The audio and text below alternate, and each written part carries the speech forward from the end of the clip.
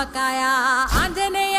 కథ మొదలెట్టినాడు చూడరయ్యా శక్తినంతా కూడగట్టి చెట్టు దులిపినాడు అంజయ్య ఎర్ర ఛాయ కోతి అవతార వెంటమాయ కత్తి సేత పట్టకుండా కాయ కోసినాడు కపిలయ్యా